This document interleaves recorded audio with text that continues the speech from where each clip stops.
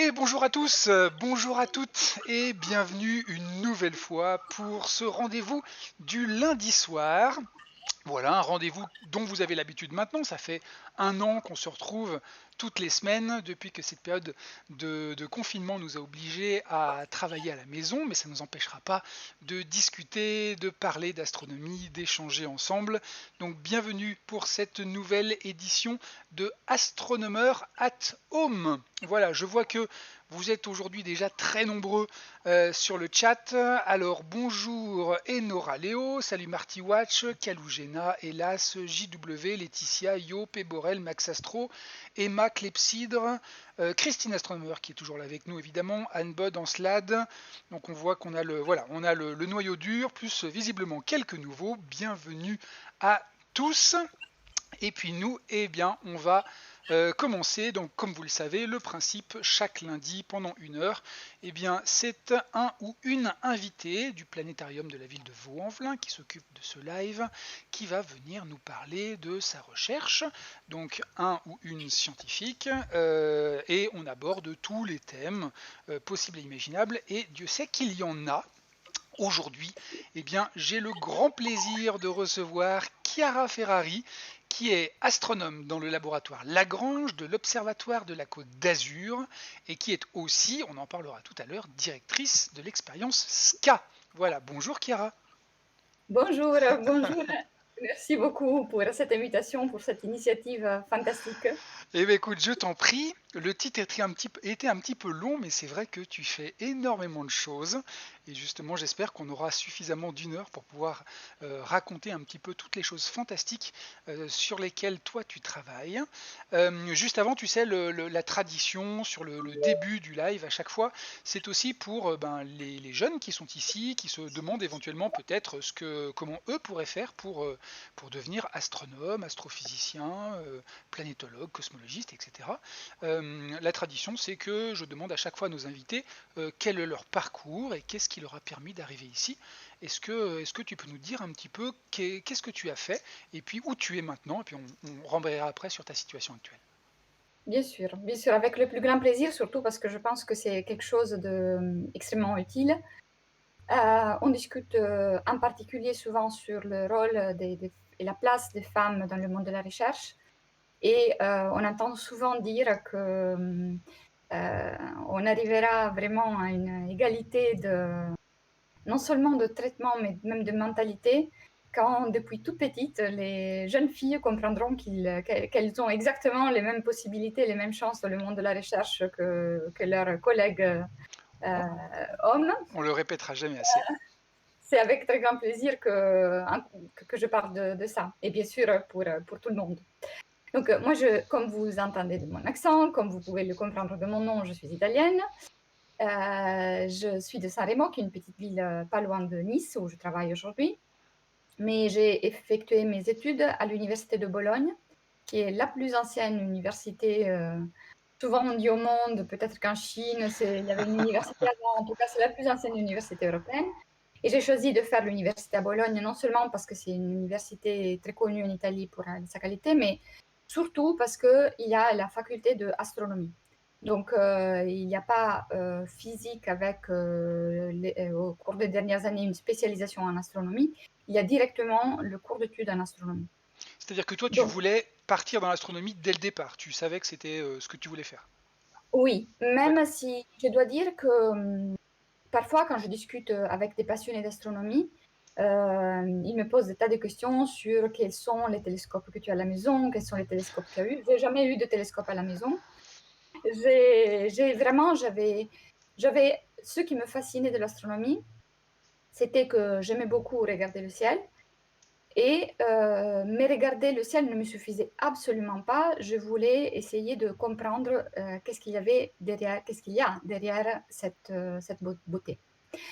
Donc, pour moi, juste pour la petite histoire, à 7 ans, j'ai voulu un livre d'astronomie. Mon papa m'a amené dans une librairie, il m'a acheté un livre, il me voulait me filer un livre pour les enfants. avec plein de jolis dessins. Je dis non, non, non, moi je veux un livre à lire. Donc j'avais depuis toute petite cette envie de comprendre. Je comprenais D'accord. rien, hein, je n'étais pas un petit génie. Je l'ai acheté et après je n'ai rien compris. Mais j'avais depuis toujours en tête que je voulais comprendre les explications physiques derrière. Donc je fais astronomie et après je suis revenue à côté de chez moi, donc à côté de Saint-Rémy. En frappant, j'ai eu une bourse d'études pour effectuer des études à l'étranger, Mhm. pendant 6 mois. Et donc, je suis venue frapper à la porte de l'Observatoire de Nice. En gros, c'était un peu comme ça, en disant, j'ai une bourse d'études pour 6 mois, est-ce que vous avez envie d'avoir un stagiaire? Et les choses ont bien marché. J'ai fait une thèse de doctorat à l'Université de Nice, et en particulier à l'Observatoire de la Côte d'Azur. Ce que je tiens à souligner aussi, c'est que derrière ça, parce que parfois les gens me demandent mais pourquoi tu as fait ce choix? Et derrière ça, il y avait aussi un choix personnel. Mon compagnon, qui est encore mon compagnon aujourd'hui depuis 27 ans, il était ici. Et donc j'ai essayé le plus possible de combiner ma vie privée et ma vie professionnelle. Donc c'est ça aussi qu'il faut, à mon avis, qu'il faut dire. Mhm. Il n'y a pas toujours cette possibilité aussi facilement, mais voilà, je me suis battue pour ça. D'accord. Donc, après la thèse de doctorat, je suis partie avec une bourse Marie Curie Intra-European Fellowship. C'est des bourses assez généreuses de la communauté européenne. C'est quelque chose que je conseille à tous les jeunes qui viennent de terminer leur thèse, d'essayer d'avoir un type une bourse Marie Curie, parce qu'elle permet d'avoir son propre projet de recherche depuis le début et donc d'être indépendant dans les choix de la recherche à faire, avec des bonnes possibilités aussi de voyager, parce que bien évidemment, c'est très important de voyager, de connaître des gens, aussi pour comprendre qu'est-ce qu'on veut, où on veut orienter sa propre recherche. Je suis restée 5 ans à Innsbruck avec, après ma bourse Marie Curie, un contrat de professeur assistant à l'université d'Innsbruck. Et puis en 2008, j'ai eu mon poste d'astronome adjoint à l'Observatoire de la Côte d'Azur, donc je suis revenue et j'ai commencé à travailler. C'est au cours de mon postdoc, et grâce justement à la bourse Marie Curie, que j'avais décidé, moi j'avais fait une thèse de doctorat en astronomie visible, et j'ai décidé d'orienter mes études de recherche un peu plus vers la radioastronomie, pour deux raisons. D'abord parce qu'à Bologne, c'était un sujet extrêmement développé, donc j'avais beaucoup étudié les aspects radioastronomiques. Et deuxièmement, parce que je voyais que c'était un domaine en plein essor, avec beaucoup de développement. Et ça, c'est aussi quelque chose que les jeunes doivent essayer d'avoir en tête. De sentir un peu là où les prochaines années vont mener l'astronomie. Exactement. Parce que une chose, s'il y a des doctorants, mais en général, pour tous les jeunes qui sont à l'écoute, souvent j'entends les doctorants dire non, je ne viens pas au séminaire parce que j'ai trop de choses à faire, j'y arrive pas.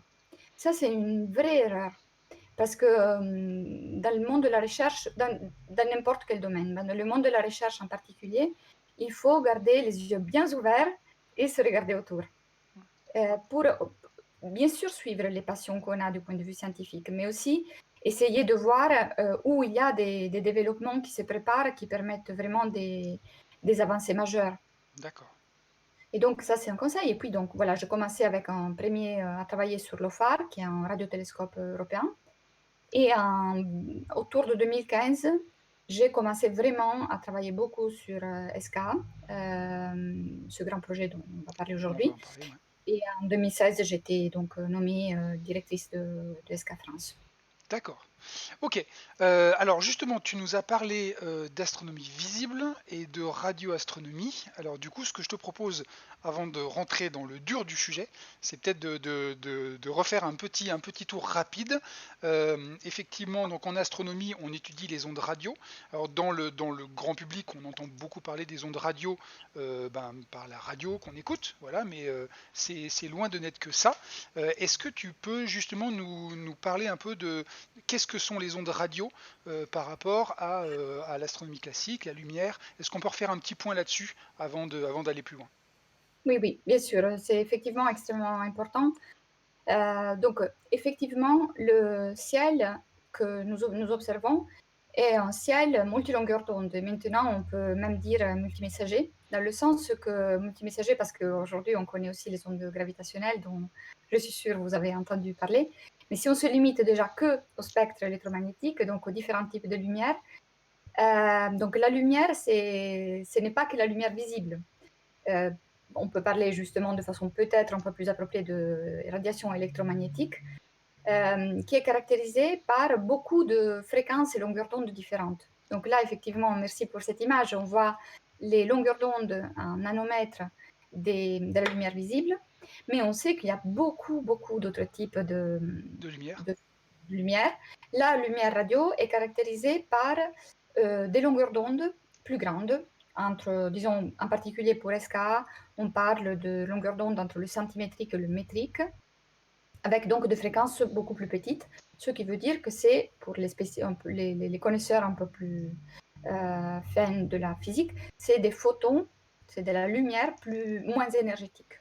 Mais quoi qu'il en soit, ça reste toujours de la lumière. C'est-à-dire que lumière visible, infrarouge, micro-ondes qui chauffent le poulet, les rayons X ou les ondes radio, tout ça c'est de la lumière. Simplement, notre œil n'en voit qu'une toute petite partie. Absolument, D'accord. absolument. Et donc, le fait d'observer avec des télescopes, nous, aujourd'hui, on peut vraiment observer tout le spectre électromagnétique. Dans certains cas, dans la bande visible et dans la bande radio, directement depuis la Terre.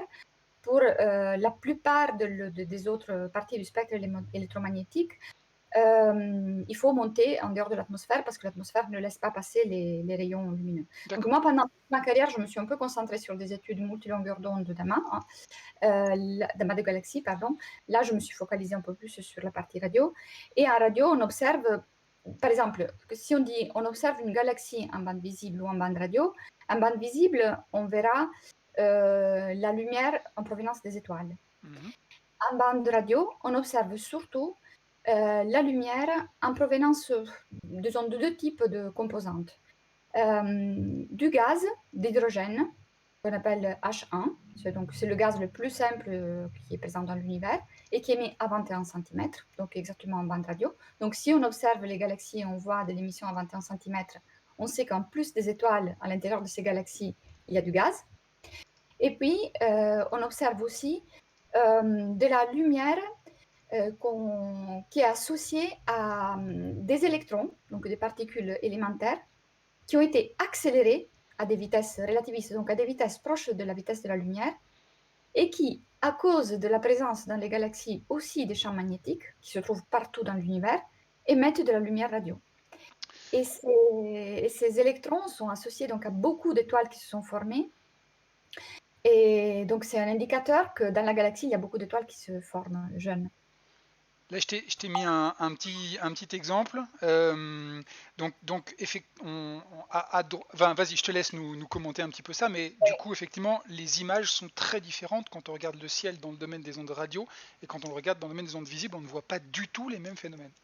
Tout à fait. Et alors là, on voit effectivement, heureusement que tu as mis cette image, j'avais oublié une composante très importante de l'étude de radio des galaxies. Là, on voit une galaxie avec un trou noir actif au centre, c'est-à-dire un trou noir qui bouffe beaucoup de matière et qui produit des jets, donc des jets d'émission radio. Alors, donc les jets sont les parties que vous voyez en violet. Et à nouveau, il s'agit de régions dans lesquelles il y a des électrons relativistes et des champs magnétiques. Donc, l'électron relativiste, donc électron qui bouge à des vitesses très très rapides, et champ magnétique sont un ingrédient qu'en bande radio on observe très très souvent dans beaucoup d'objets à des échelles très différentes. Donc là, c'est une signature d'un trou noir actif au centre de la galaxie. D'accord. Donc en fait, pour résumer, si je prends les petites images de droite, donc quand on a des yeux comme les nôtres, on voit cette galaxie telle qu'elle est en bas à droite, avec ce joli halo tout rond blanchâtre qui correspond à la lumière qui vient des étoiles. Mais si j'avais des yeux qui pouvaient observer cette galaxie avec des ondes radio et pas avec de la lumière visible, je ne verrais pas ces étoiles, je ne verrais pas la forme de la galaxie. La seule chose que je verrais en violet, là, c'est les deux jets qui, eux, émettent beaucoup d'ondes radio et qui viennent du trou noir qui est au centre. Exactement. Et D'accord. c'est tout à fait ça. Et pour la petite histoire, si on observait un infrarouge, parce que c'est intéressant à savoir, on verrait exactement le négatif de ce qu'on voit en bande visible. Parce que là, en bande visible, on voit une espèce de région discoïdale dans laquelle pratiquement il n'y a pas de lumière visible qu'on voit. On peut se demander est-ce que là, il n'y a pas d'étoiles. Non, ce n'est pas du tout ça. Il y a beaucoup de poussière dans ces régions. Et la poussière absorbe la lumière des étoiles Donc on la voit pas cette lumière, voilà. Donc vous voyez un infrarouge, on voit la lumière émise par la poussière. Cette poussière est chauffée par la lumière des étoiles et en se chauffant, elle va réémettre dans l'infrarouge. Donc il y a en gros une transformation de type de lumière à cause de la présence de cette poussière à l'intérieur des D'accord. galaxies. Comme j'avais pas prévu, je suis vite allé chercher une autre image. Donc là, c'est une autre galaxie qui est très belle, que tous les astronomes connaissent, qui est la galaxie d'Andromède. Donc on la voit tout à gauche si on avait des yeux sensibles aux ondes radio, un peu à droite en infrarouge, ensuite en lumière visible, donc ça c'est nous. Après, si on avait des yeux sensibles aux ultraviolets et si on avait des yeux sensibles aux rayons X. Et donc à chaque type de lumière, eh bien, on observe un type de phénomène particulier. Donc il faut vraiment pouvoir l'observer dans tous ces types de lumière pour avoir une compréhension globale du fonctionnement physique de cette galaxie. Hein, c'est ça. Tout à fait, tout à fait. Donc, peut-être, je ne sais pas, si tu veux montrer la figure H1 Oui, euh, que je t'avais envoyée, pas de souci. peut-être qu'on peut essayer effectivement de rentrer un peu dans le vif de pourquoi on veut faire ça, Voilà. pourquoi on veut aller observer, merci beaucoup, pourquoi on veut aller observer ces galaxies ou n'importe quel objet dans le ciel, hein, avec différents types de lumière. Pourquoi on ne se contente pas d'observer les galaxies en bande visible et Mhm. on continue à construire autant de télescopes? Alors, en particulier, je dirais, pour me concentrer un peu sur la bande radio, là, c'est des images, donc en jaune, orange, il y a les galaxies en bande visible. Et comme vous voyez, ce sont des galaxies en train d'interagir. Parce que les galaxies, à cause de la force d'attraction gravitationnelle, elles peuvent rentrer, on peut dire en collision, mais c'est surtout un processus vraiment de coalescence pour former des galaxies de plus en plus grandes, massives. Mhm. Et en bleu, vous voyez l'émission liée au gaz d'hydrogène dont je vous parlais, qui est un gaz qui émet exactement à 1,4 GHz. Dans le domaine des ondes radio. Donc, il émet des ondes radio. Donc, D'accord. on ne verrait pas l'émission en bleu si on n'avait pas un radiotélescope. D'accord. Et vous voyez que l'émission est extrêmement différente. Alors, pourquoi c'est intéressant au-delà de la beauté de ce type d'image? Comme je vous disais, ça m'a jamais suffi la beauté, même si c'est une composante importante. C'est important parce que nous savons très bien, depuis un moment, que les galaxies dans l'univers ne sont pas des objets statiques. Elles ont eu une évolution. Donc, en particulier, il y a environ 9 milliards d'années, les galaxies de l'univers, globalement, ont formé beaucoup d'étoiles. On dit qu'il y a eu un épisode de formation d'étoiles très important. Donc, si on considère globalement une moyenne de la quantité de nouvelles étoiles formées par les galaxies, et ça, c'est quelque chose qui est vraiment continu, il y a 9 milliards d'années environ, il y a eu un pic dans ce type de formation stellaire. Et les astronomes se demandent depuis toujours, depuis qu'ils connaissent, ça fait vraiment des dizaines d'années, qu'ils se demandent pourquoi. Alors j'arrive au gaz, c'est à partir, la matière première pour la formation de nouvelles étoiles, c'est le gaz. Ce gaz atomique qui se transforme en gaz moléculaire, et puis il y a tous ces processus physiques plus ou moins complexes qui arrivent à partir de nuages de gaz à la formation de nouvelles étoiles. D'accord. Et donc, si on veut comprendre pourquoi il y a eu une évolution dans l'histoire de la formation d'étoiles des galaxies, il faut aussi comprendre s'il y a eu une évolution en parallèle de la quantité de gaz et du comportement du gaz à l'intérieur des galaxies. Donc, il faut aller observer le gaz à l'intérieur des galaxies jusqu'à des distances extrêmement importantes. Et comme ce gaz émet dans le domaine des ondes radio, bah, il est important d'avoir un radiotélescope pour voir ce gaz, puisqu'on ne peut pas trop le voir dans le domaine visible.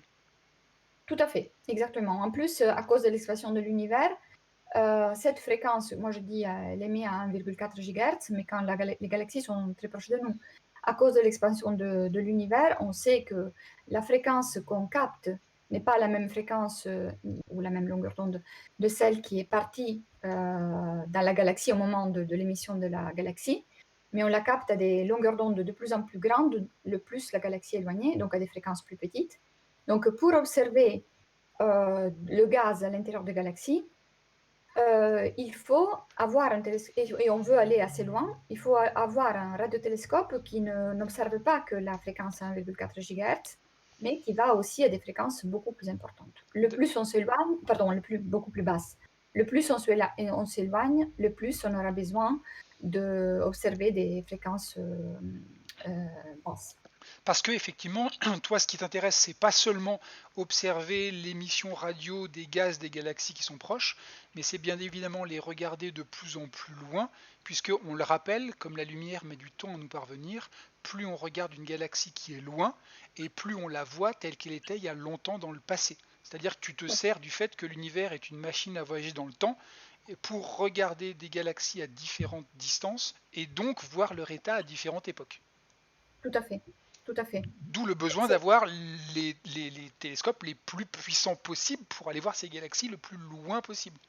exactement. Donc, c'est la raison pour laquelle je vois qu'il y a une question si on voit que le gaz dans la radio.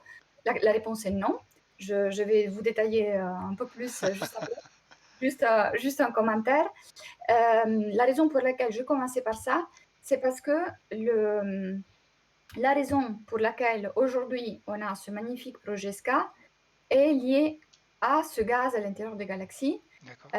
Parce que à la fin des années 80, donc imaginez, on arrive aujourd'hui, la construction du télescope devrait commencer en 2021, mais c'est depuis la fin des années 80, quand j'étais justement encore à l'école, que les astronomes ont commencé à se dire on a besoin d'un très grand radiotélescope pour aller capter le gaz dans des galaxies extrêmement éloignées. Donc après, ils ont développé énormément d'idées en plus pour Ah, d'accord. exploiter ce télescope. Mais l'idée originale de SCA est née au travers de l'étude de ce gaz. Donc, Alors, oui, pardon. excuse-moi, juste une petite seconde. Effectivement, je rappelle pour les personnes qui sont dans le chat, n'hésitez pas, comme Anna, comme Generali, si vous avez des questions par rapport au sujet d'aujourd'hui, évidemment, c'est pas qu'est-ce qu'il y a dans un trou noir ou qu'est-ce qu'il y avait dans le Big Bang, c'est pas le thème, mais sur le sujet d'aujourd'hui, si vous avez des questions à poser à Chiara, n'hésitez surtout pas à les poser. Voilà, on y répondra petit à petit au fil de l'émission. Excuse-moi de t'avoir coupé. Non, non, non, absolument. En plus, c'est la partie la plus intéressante, les questions. Donc, pour répondre, je vois qu'il y en a de très intéressantes. Alors, je commence sur qu'est-ce qu'on capte en bande radio. Alors, on capte vraiment énormément de choses très différentes. Donc, le gaz, juste pour continuer et terminer avec le gaz, Mhm. probablement un des aspects les plus intéressants de SK. Et là, si tu peux mettre l'image IOR pardon, EOR, je mélange. Ouais, pas de Je souci. parler aussi italien, vous m'arrêterez. Donc, Euh, je ne l'ai plus. Est-ce que c'est celle-là par hasard? c'est celle avec du vert. Oui, c'est celle-là. Oui, exactement, c'est ça. Alors, pourquoi? Parce que alors, ça, c'est une vision d'artiste. Mais c'est trop intéressant de dire que avant le début de la formation de tous les objets lumineux qu'on connaît, donc les étoiles, les galaxies, les planètes, tout ce qu'on connaît de lumineux, il y avait la matière noire, dont on sait qu'elle est là, mais on ne connaît pas encore en détail la nature, et la seule matière qu'on dit baryonique, c'est-à-dire matière ordinaire, matière qu'on connaît, était du gaz d'hydrogène, ce fameux gaz H1, comme je vous disais. Et ce gaz nous sert de traceur de la formation des objets lumineux. C'est-à-dire, il y avait des grands nuages de matière Mhm, qui ont collapsé à cause de la force de gravitation mhm. et ils ont formé les objets lumineux à leur centre. Des Donc là, étoiles. c'est les étoiles. Alors, on ne sait pas encore si les premiers objets à se former ont été des étoiles ou des galaxies. Des galaxies, qu'est-ce que ce sont donc des objets de la taille des galaxies ou des objets de la taille des étoiles. Donc, pour répondre à cette question, qui est une question fondamentale, vous pouvez imaginer que tous les astronomes voudraient le savoir, qu'est-ce qui s'est passé au moment du début de la formation de tout ce qu'on connaît? Eh bien, le gaz émet la seule lumière qu'on peut capter de ce moment-là de l'histoire de l'univers. Donc, en étudiant la distribution, les images de ce gaz à ce moment-là, Mhm. on va étudier les phases initiales de formation de tous les objets lumineux de l'univers. D'accord. Et donc, il n'y a que SKA qui peut faire ça. Donc, ça, c'est un premier aspect. Un premier aspect. Après, comme je vous disais, en bande radio, un des mécanismes d'émission de lumière principaux, s'appelle synchrotron et il est lié à la présence d'électrons relativistes et de champs magnétiques, donc de particules de très haute énergie, de très haute énergie et qui bougent à des vitesses très importantes et qui tournent autour de lignes de champs magnétiques en donnant lieu de l'émission radio. Alors, ce type d'émission, on la voit, comme je vous disais, elle est associée à beaucoup d'étoiles qui se sont formées dans les galaxies, à la présence d'un trou noir. Dans les amas de galaxies, qui sont les plus grandes structures, c'est des structures de l'univers qui contiennent des milliers et milliers de galaxies, il y a ces particules et ces champs magnétiques un peu partout dans le volume entre les galaxies qu'on pourrait considérer vide. Et tout récemment, avec des collègues, nous avons découvert même des filaments d'émissions radio associés à ça entre les amas de galaxies. Et puis, il y a aussi des mécanismes d'émission encore plus intenses qui donnent lieu, par exemple, au pulsar, mais peut-être on peut en parler après. On en parlera après. Ouais. Voilà. Donc, il y a énormément. On peut étudier en radio aussi les planètes, l'émission des planètes, découvrir des nouveaux planètes, etc. Ou celle du système solaire, hein. Jupiter, Saturne émettent Oui, des signaux radio exactement, aussi. exactement. D'ailleurs que certains radioamateurs s'amusent même à détecter. On peut écouter sur notre radio le signal radio de Jupiter pour peu qu'on construise une bonne antenne. Il y a plein de petits TP comme ça qui peuvent être faits. Donc du coup, si je résume, en fait, dans le domaine des ondes radio, le ciel, il est uniformément lumineux, quoi. Ça brille en radio de tous les côtés, c'est ça? Exactement. Et c'est pour ça que parfois, quand on a des nouveaux instruments, on les appelle des instruments pour des expériments. C'est-à-dire des instruments avec un cas scientifique bien précis D'accord. sur lequel toute la communauté se... Là, c'est par contre avec SK, c'est un observatoire. Donc, il y a énormément de cas scientifiques. Là, je vous ai parlé juste de quelques-uns, mais en gros, on peut aller des planètes jusqu'à la cosmologie. On peut tout faire en fait. Alors, On peut tout faire. avant d'arriver sur Ska, juste deux petites questions. Justement, on a Jeff qui demande est-ce que le futur télescope spatial James Webb, qui doit à terme remplacer le télescope Hubble et qui devrait partir bientôt sur une fusée Ariane, va aider tes recherches ou est-ce que ça n'a rien à voir? Non, c'est une question extrêmement intéressante parce que les petits, dans l'image de tout à l'heure de la formation des objets lumineux, SK et le James Webb vont être tout à fait complémentaires parce que le James Webb va observer les premiers objets lumineux qui vont se former, tandis que SK va observer le gaz autour qui est resté de cette phase de formation. Donc en gros, avec SK, on voit la matière à partir de laquelle les étoiles se sont formées. D'accord. Avec le James Webb, on va observer les étoiles. Et quand les étoiles se forment, elles commencent à rayonner de la lumière. Alors, c'est un peu un détail plus technique, mais elles ionisent le gaz. Mais pour savoir quel est le fait, en gros, le gaz disparaît de l'émission radio. D'accord. Donc, à un moment, on peut observer avec ce gaz, et quand ce gaz disparaît parce qu'on ne le voit plus, on observe avec le James Webb les objets lumineux formés.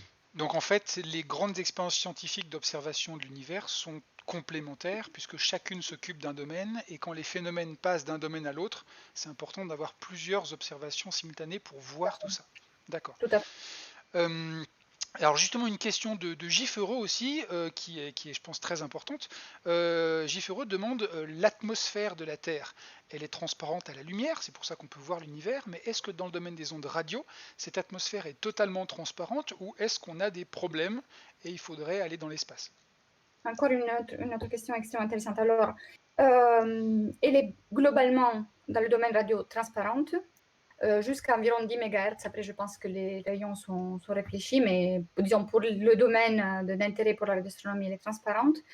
Par contre, un aspect très important à mentionner, c'est la ionosphère qui perturbe le passage des ondes de radio. Donc, les radioastronomes, et en particulier en France, il y a des gens extrêmement spécialisés sur ça, doivent développer des méthodes de traitement mathématique des signaux qui arrivent sur l'instrument radio pour corriger les effets de la ionosphère. D'accord. Et si on ne fait pas ça, on n'arrive pas à avoir des images. Donc, il y a tout un traitement de données mathématiques qui permet de corriger pour les effets de la ionosphère. D'accord. Et du coup, Merci, on arrive du coup aux questions techniques qui sont donc justement les instruments sur lesquels toi tu travailles. Generali qui nous demande est-ce que tu fais ta recherche avec des télescopes qui sont à Nice ou est-ce que tu te connectes à d'autres télescopes comme celui du Chili ou est-ce que tu utilises des satellites ou est-ce que c'est encore autre chose? Allora, bah, j'arrête de dire que c'est des questions intéressantes, elles sont toutes intéressantes. Donc, Merci beaucoup.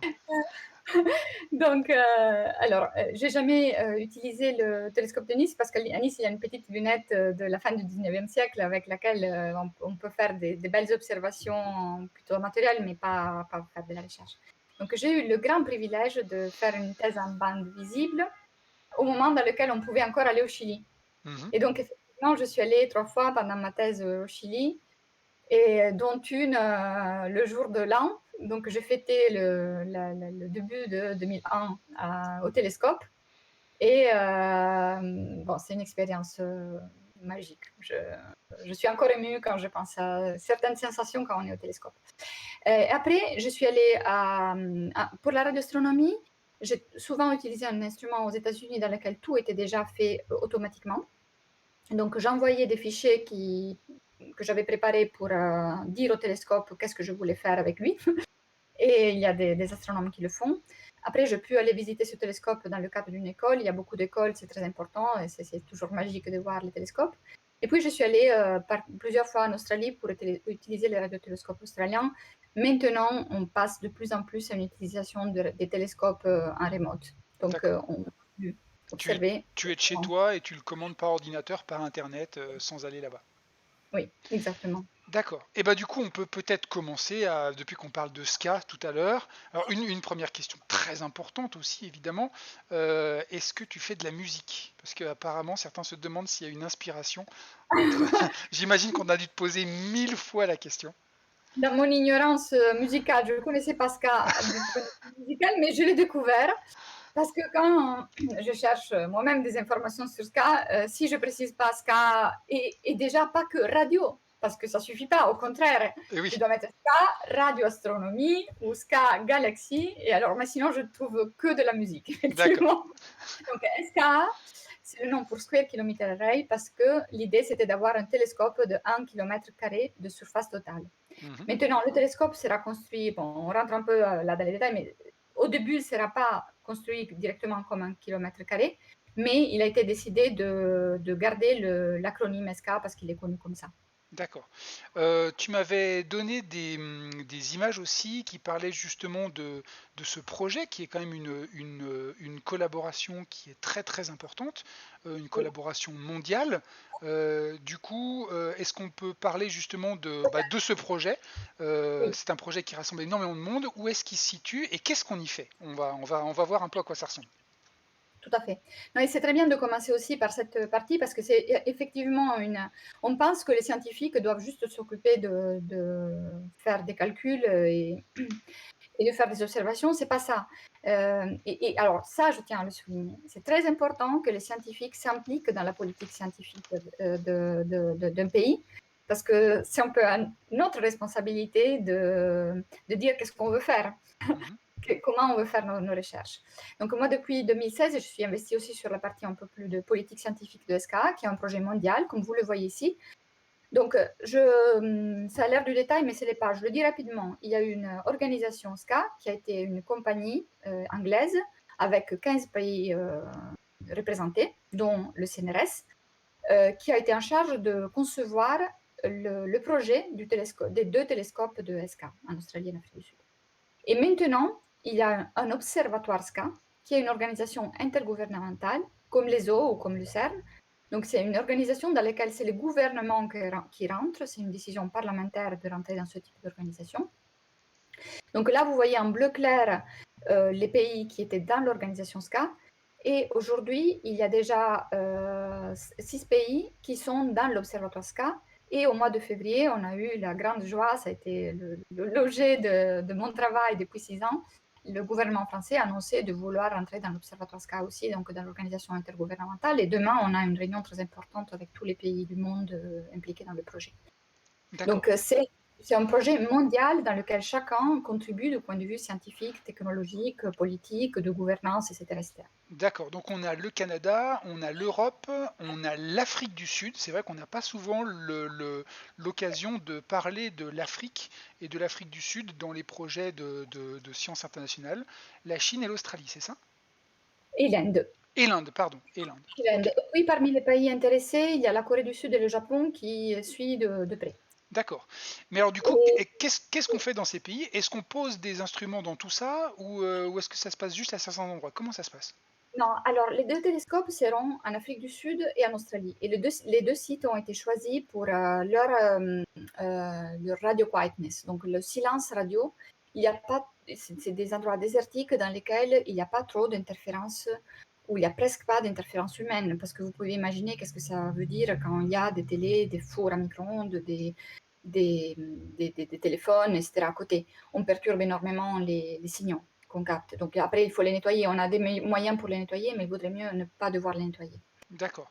Et donc en Afrique du Sud, je ne sais pas si tu veux faire partir, tu veux montrer par exemple. J'ai Voilà, très lancé bien. l'eau, justement. Super. Donc ça, c'est le télescope qu'il y aura en Australie. C'est beaucoup de petites antennes, plus de 130 000 petites antennes regroupées. Vous devez penser que chacun de ce groupe, qui contient plusieurs centaines de petites antennes, peut être, les signaux seront combinés et c'est comme une grande antenne unique. Et toutes ces stations d'antennes, il y en a des centaines aussi de stations d'antennes, Mhm. et elles seront utilisées comme un seul grand instrument D'accord. avec, je passe les détails techniques, mais avec une flexibilité d'observation qui est inimaginable. Donc ça, ce sont des antennes radio qui seront positionnées dans le bush australien, c'est ça? Exactement, et qui vont capter les fréquences entre 50 MHz et 350 MHz. D'accord. Et du coup, en même temps, tu as un autre réseau d'antennes, c'est ça? Exactement, donc la vidéo SCAMID, c'est les antennes qui captent par contre les fréquences entre 350 MHz et 15,4 GHz. Et c'est des antennes un peu plus classiques, disons comme concept, c'est des antennes paraboliques, même si le design c'est unique.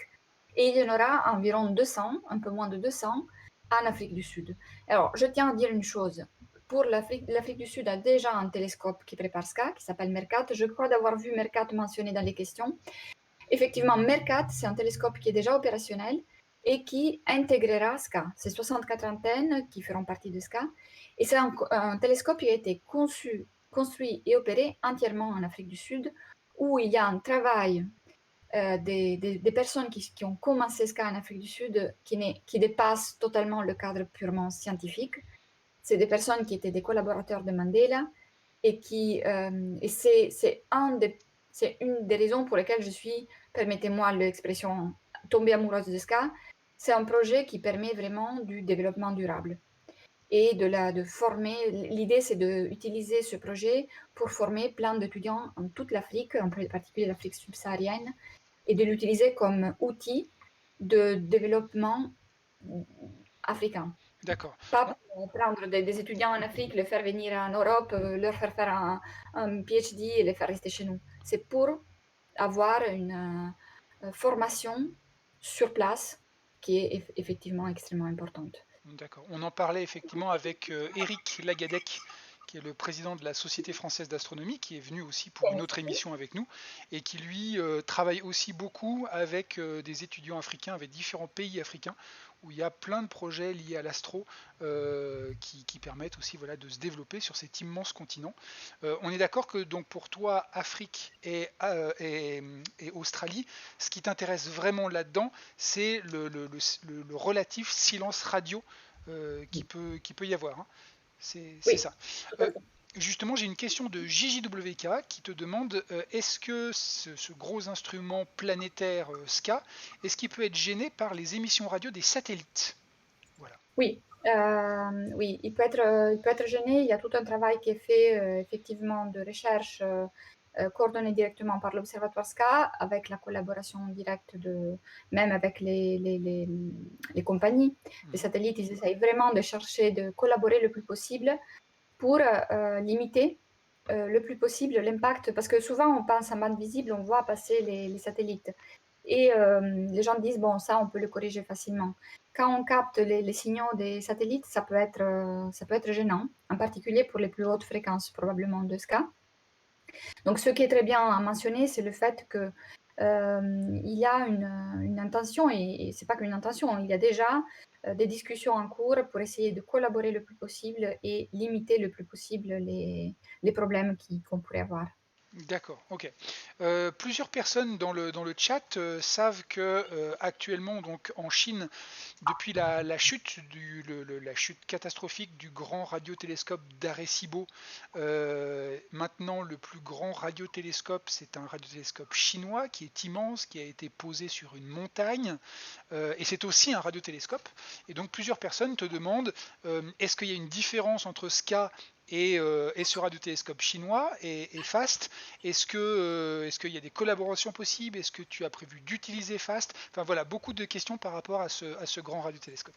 Oui, pardon. Et c'est une autre très bonne question. Alors, peut-être pour expliquer encore mieux, si tu peux montrer la vidéo que j'appelais RES Oui, underscore. Voilà. c'est parti. Pourquoi? Alors, peut-être que Tu vas la voir avec un peu de retard, mais commente-la en temps réel, t'en fais pas. Donc, je parle de ça parce que on a besoin de deux quantités. Alors, s'il va en boucle, c'est le mieux parce que Oui, oui, il est en boucle. voilà. Donc, en astronomie, on a besoin de deux quantités essentiellement, la résolution et la sensibilité. La résolution, c'est la capacité de voir des détails fins dans un objet ou de séparer des objets assez proches. La sensibilité est la capacité de voir des objets faibles, intrinsèquement faibles ou éloignés. Donc, en radio, la résolution angulaire est inversement proportionnelle à la taille du télescope, c'est-à-dire plus le télescope, pardon, dans n'importe quelle bande de fréquence, la résolution angulaire est inversement proportionnelle à la taille du télescope. Donc, plus le télescope est grand, plus on verra des détails fins. Ouais. Et elle dépend aussi de la longueur d'onde. Donc, plus la longueur d'onde est grande, plus on a besoin de télescopes grands pour observer des détails fins. Donc, c'est pour ça que FAST est très grand, mais pour avoir une résolution encore plus grande, en radio, on a besoin de télescopes de l'ordre de la centaine de kilomètres. Donc, D'accord. c'est impossible d'avoir une antenne de l'ordre de la centaine de kilomètres. C'est pour ça qu'on utilise l'interférométrie radio avec des antennes très éloignées. Donc là, ça tombe bien. On a des antennes très éloignées. Le plus les antennes sont éloignées, le plus grand est notre télescope qu'on utilise et on peut observer des détails fins. Et puis, il y a la sensibilité. Pour avoir une bonne sensibilité, il faut avoir beaucoup d'antennes dans la région centrale du télescope. Donc, l'idée de SCA, c'est d'avoir beaucoup d'antennes au centre pour avoir une bonne sensibilité et des antennes le plus éloignées possible pour avoir une bonne résolution. Cela dit, il est très important de combiner des données de SCA avec des données de ce qu'on appelle les single dish, donc une seule antenne comme FAST, parce que la sensibilité d'une seule antenne très grande, elle remplit les trous, en gros, qui sont laissés au centre par le fait que les antennes de SCA auront des séparations. Donc il y a vraiment aujourd'hui l'idée de combiner les différents types d'observations pour avoir les meilleures observations possibles du ciel radio, et ça, c'est tout à fait faisable. Et puisque la Chine participe aussi à SCA, c'est sûrement quelque chose qui sera prévu. D'accord. Donc on est bien, là encore, une fois de plus, sur des instruments individuels qui chacun ont leurs avantages et leurs inconvénients, et une tentative généralisée, qui se fait d'ailleurs de plus en plus dans tous les domaines de l'astronomie, d'essayer de combiner tous ces instruments pour ajouter les avantages de chacun, pour avoir une image globale encore plus fine et précise. C'est ça? Tout à fait, tout à fait. En plus, pour la radio, il y a la technique VLBI, Very Large Baseline Interferometry, dans laquelle il y a des antennes partout sur la Terre qui peuvent être utilisées contemporanément. Donc, les données sont captées par tous ces télescopes et après sont combinées. Et donc, on a des lignes de base qui, en gros, sont de la dimension de la Terre. Donc, on a des distances. C'est comme si on avait un télescope grand comme la Terre. Donc, D'accord. on a une résolution angulaire phénoménale avec ce type de technique. Ok. Donc en fait, on combine à la fois la finesse des instruments individuels et la grande distance d'un télescope virtuel qui ferait la taille de la Terre. Oui, avec bien sûr des corrections. Tout ça implique un traitement de données extrêmement lourd, qui Oui. est un des intérêts de SCA. Par ailleurs, j'en parle parce que SCA, SK, parce que maintenant il faut dire toujours SK, c'est une règle. SK est souvent mentionné comme l'instrument Big Data. En effet, les antennes produiront des terabits de données par seconde. Et ce qui veut dire que chaque année, les astronomes devront au moins avoir quelques centaines de pétabytes par an. C'est énorme, hein, c'est des quantités énormes qui dépassent le trafic Internet d'aujourd'hui. On a besoin de machines, des fameuses machines exascale ou sub-exascale, donc des machines les plus puissantes dont on pourra disposer d'ici 4 ou 5 ans, pour être capable de traiter ces données avec des traitements mathématiques qui sont en soi complexes. Donc on a beaucoup d'intelligence artificielle qui se développe, et c'est un domaine c'est pour cette raison que SK en particulier n'est pas qu'un objet d'étude pour les astronomes. Il y a des chercheurs en sciences de données, par exemple, qui veulent utiliser SK comme cas d'étude pour leur recherche dans ce domaine. D'accord. Effectivement, parfois on demande, mais alors pour nous qui sommes sur Terre, ici dans la situation dans laquelle on est, à quoi ça sert un instrument qui va regarder le fin fond de l'univers, ça intéresse 3 astronomes et puis c'est tout. Ce que tu es en train de nous dire, c'est que effectivement en développant les réseaux, les futurs pipelines de données, les futurs réseaux qui vont transmettre des quantités jusqu'aujourd'hui inimaginables de données, c'est aussi ce qui construit par exemple l'Internet de demain. Donc les applications sont des applications qui sont vraiment assez directes avec la société. Tout à fait. Non, tu as vraiment touché un argument auquel je tiens énormément. Je me souviens, il y a quelques années, j'étais allée faire une conférence en prison. Et ça peut être particulièrement difficile parce qu'à la fin, hein, justement, ces personnes qui ont des difficultés non négligeables m'ont posé la question mais pourquoi on fait ça? Alors, si à l'époque j'étais beaucoup plus jeune, la réponse a été ben alors pourquoi on écrit des livres, pourquoi on fait des peintures? Je veux dire, c'est la culture. Aujourd'hui, ça reste extrêmement important, je ne nie absolument pas ça. Par contre, je sais aussi que derrière ces grands projets, il y a des développements technologiques poussés qui peuvent vraiment, par exemple, le Wi-Fi a été inventé dans un laboratoire de radioastronomie en Australie. Aujourd'hui, ce qu'on essaye de faire avec SK, c'est de mettre en place des stratégies d'archivage de données et qui peuvent être utilisées pour n'importe quel domaine. On sait qu'on vit dans les époques de Big Data. Les méthodes qu'on utilisera pour SK sont les méthodes qu'on pourra utiliser pour notre société dans n'importe quel domaine. Et en plus, on développe des capacités de gestion de grands projets. Par exemple, en Afrique du Sud, c'est l'Observatoire radioastronomique de l'Afrique du Sud qui s'est occupé de construire les ventilateurs pour le Covid grâce à l'expérience managériale qu'ils ont acquis au travers de SK. Donc, c'est vraiment une mise à disposition de capacités pour la société. D'accord. D'accord. Alors là, justement, tu nous parlais de l'avantage pour la société de pouvoir développer ce genre de projet astronomique. Une autre question, là, toujours pareil de JJWK, l'inverse cette fois-ci, c'est-à-dire l'avantage de la société pour ce genre de projet astronomique. Sa question, c'est est-ce qu'il existe ou est-ce qu'il existera des objets, des projets de sciences participatives, c'est-à-dire que est-ce que les citoyens pourront s'impliquer d'une manière ou d'une autre dans ce genre de projet? Oui, oui, oui. Et c'est bien surtout dans ce public de passionnés. Déjà, le radiotélescope LOFAR, qui est un radiotélescope qui se trouve en Europe, une partie est aussi en France. C'est un peu un télescope comme celui qui sera installé en Australie, pardon. Ils ont énormément d'objets radio. Ils ont vraiment une quantité de données à classer. Comme je vous disais, l'émission radio peut avoir des formes extrêmement différentes et il faut trouver comment l'associer aux objets dans les autres bandes du spectre électromagnétique. Et donc, ils ont lancé un projet collaboratif avec la communauté pour l'entraîner à associer l'émission radio aux objets aux autres longueurs d'onde. Et si vous êtes intéressé, je communiquerai sûrement le lien pour faire ça. D'accord. Eh bien, écoute, merci beaucoup. C'est effectivement très très intéressant. L'avantage dans tout ça, effectivement, enfin, c'est pour ça que je n'hésite pas à poser toutes les questions possibles et imaginables, parce que tu es la directrice, je le rappelle, de la partie France de SCA, du projet SCA France. Donc, ça fait vraiment plaisir d'avoir toutes ces réponses de ta part. Ce que je te propose, je regarde un petit peu le temps passé, c'est mon boulot, il nous reste 10 minutes. Oui, On avait une question il y a très longtemps, je ne l'ai pas oublié, de Anna au tout début, qui demandait est-ce qu'on peut avoir d'autres observations, d'autres utilités que le gaz des galaxies lointaines, ce qui en soi est déjà absolument fascinant.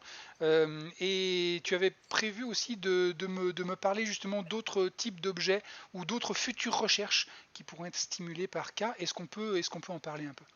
oui, oui, oui, oui. Non, je tiens toujours à parler des pulsars.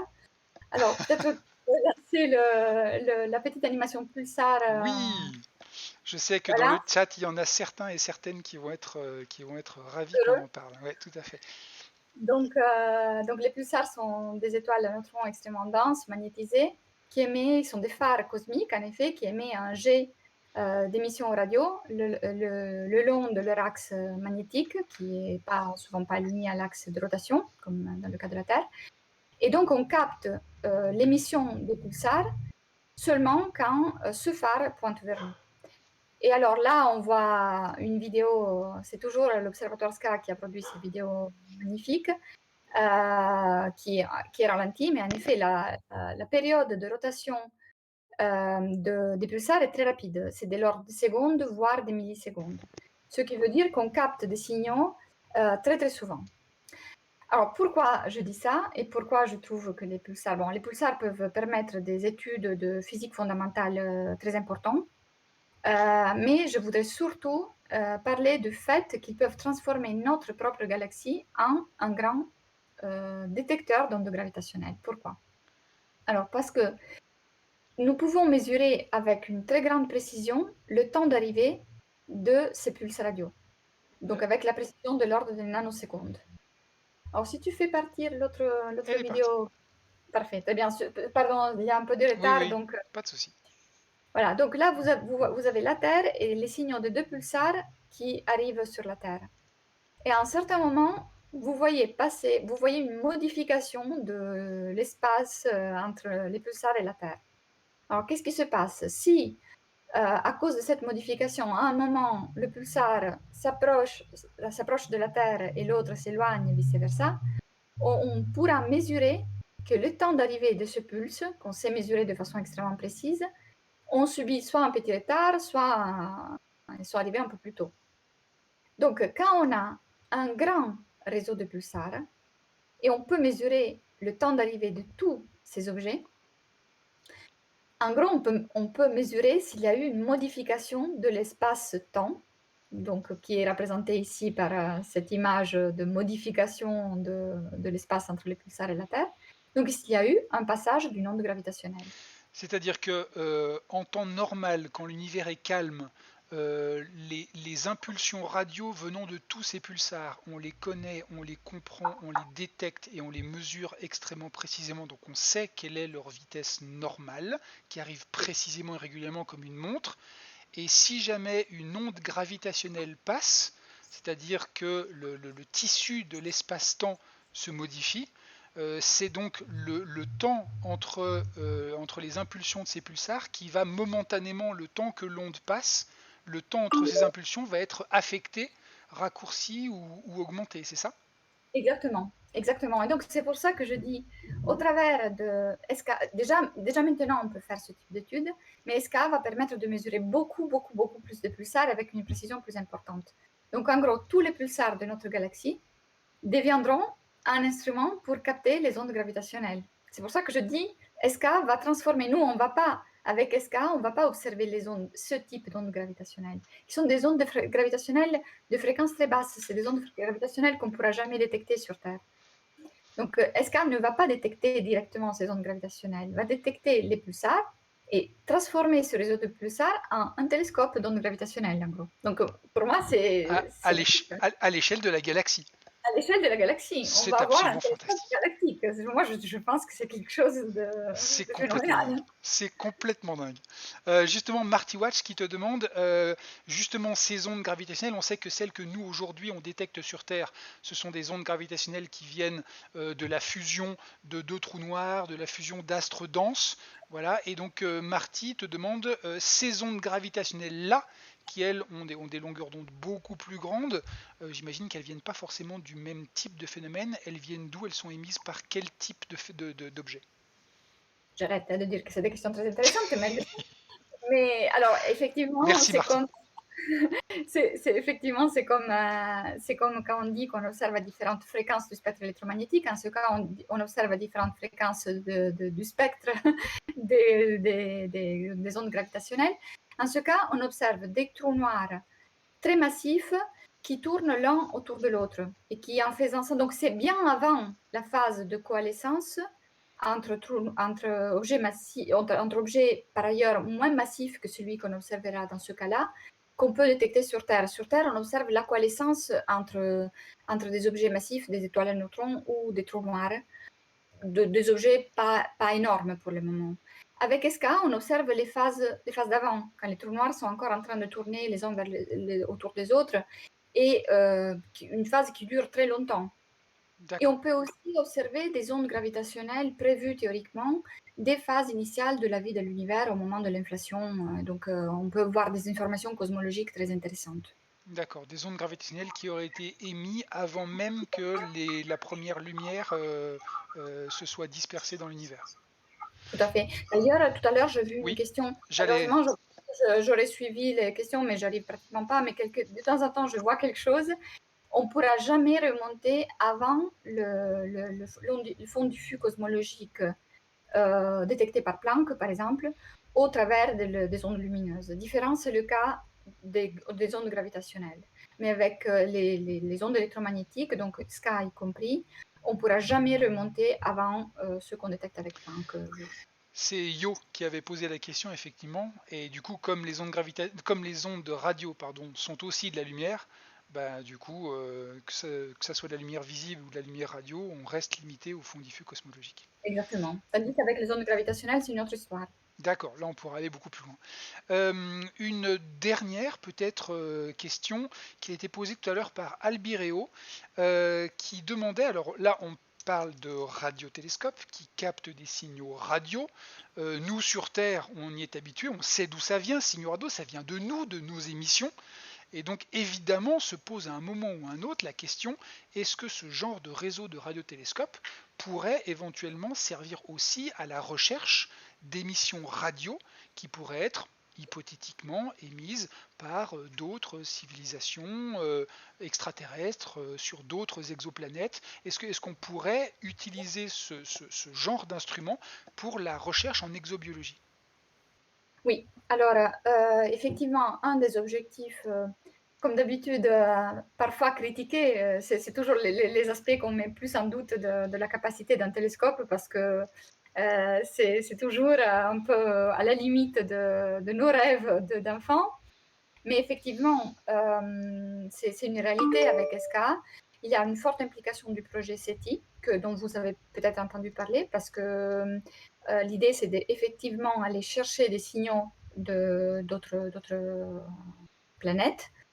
Et puis, il y a aussi la possibilité de capter des raies. Alors, les raies moléculaires ou atomiques sont, quand je vous parlais du gaz d'hydrogène, plutôt que de mettre de la lumière à beaucoup de fréquences, il s'agit d'émissions de lumière à une fréquence précise, ou en tout cas dans une toute petite partie du spectre électromagnétique. Donc ça, c'est une raie, un pic d'émission à une certaine longueur d'onde. Et donc, il y a des molécules qu'on peut espérer de capter avec SK qui pourraient permettre de faire des études d'exobiologie. Alors, c'est parmi les aspects les plus ambitieux. Il y a des scientifiques qui disent non, on n'y arrivera pas, d'autres qui croient fermement et qui sont en train de travailler à la préparation de ça. Ce que je tiens à dire, c'est qu'effectivement, il y a un énorme travail de la communauté scientifique avec l'Observatoire SCA pour faire en sorte que cet observatoire soit le plus capable possible d'approcher toutes ces thématiques scientifiques. Et donc que même le fonctionnement, non seulement en termes de taille, de fréquence, etc., mais même le traitement de données, qui soit le plus flexible possible pour toute la science qu'on peut faire avec. D'accord. Et je vois juste deux questions auxquelles je peux répondre Mhm. rapidement. Bien sûr. Cette histoire d'onde gravitationnelle avec SCA, effectivement, c'est les projets nanograves EPTA et IPTA. Donc, c'est Pulsar Timing Array, European or International, et nanograve, c'est au niveau américain. Donc, effectivement, c'est ce que je disais, il y a déjà ce type d'études en cours. Avec SCA, on aura beaucoup plus de sensibilité pour découvrir plus de pulsars. Et l'autre question sur Nénuphar. Nénuphar est un télescope qui est sur la même philosophie de l'OFAR, dont je vous parlais en Europe, et de la partie basse fréquence de SCA en Australie. Donc, c'est l'instrument éclaireur de SCA en France. C'est-à-dire, c'est un instrument qui sert à se préparer à ce qui sera SCA en plus grand. D'accord. Alors je sais que ton temps est un peu compté, on avait dit qu'on faisait vraiment 1 heure et qu'on essayait de pas trop déborder. Du coup, on va devoir bientôt s'arrêter. Juste une petite question parce qu'effectivement, on n'en a pas beaucoup parlé. Tout ce projet SCA est un projet qui est actuellement en construction. Est-ce que, voilà, en développement, est-ce que tu peux nous donner pour terminer quelques dates, quelques deadlines pour savoir voilà, quand est-ce qu'il sera construit, quand est-ce qu'il sera terminé, quand est-ce que vous pourrez l'utiliser dans l'avenir proche. Oui, alors, le projet, normalement, la construction devrait commencer cette année.